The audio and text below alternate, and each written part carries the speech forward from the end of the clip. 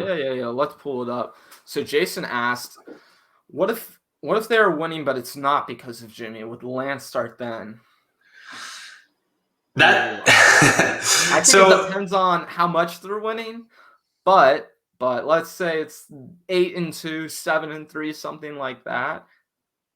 I would say they start Lance even at that point, because to me, how much is Jimmy even going to be doing for this offense? Because if it's not because of Jimmy, like Jason's saying in this comment right here, what's going to be keeping the 49ers from like leaving Trey on the bench? I mean, really, to me, the only scenario where Trey doesn't play at all year one is if the 49ers decide they need to put him on ice, right? They don't think he's at all ready. They don't trust him in the backfield, but I don't think that's the scenario.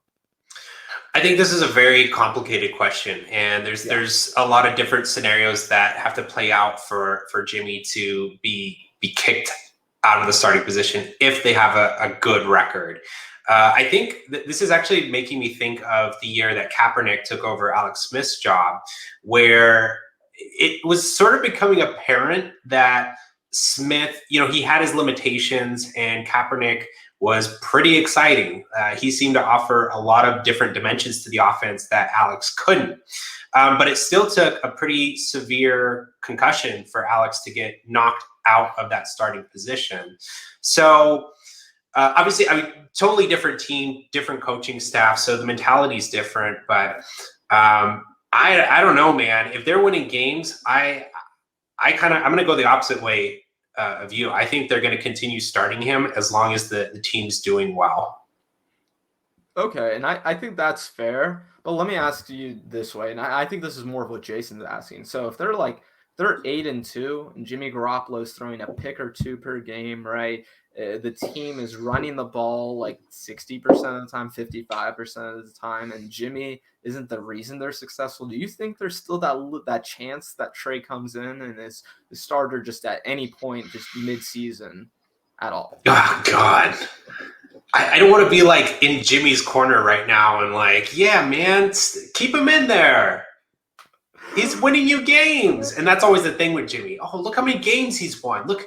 But, if you actually watch the film and you watch what Jimmy's doing, you realize like he's nothing special. He's not the reason they're winning these games. So I don't know. I think the right decision would be in that scenario to put in Trey, see what he can do, see if he can elevate your team to the next level. Will that actually happen? I have no idea.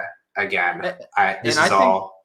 The other thing with this too, especially with Jimmy, is that I think for fans, they're not going to be they're going to be clamoring for Trey, even if the team has won a lot of games, because I don't think this is their Super Bowl year. And because of that, there's no reason that they should continue to start Jimmy, right? I think that's kind of where I get to with this. It's that if you don't think you can win the Super Bowl, what's the point of keeping Jimmy in there, even if you're winning a lot of games?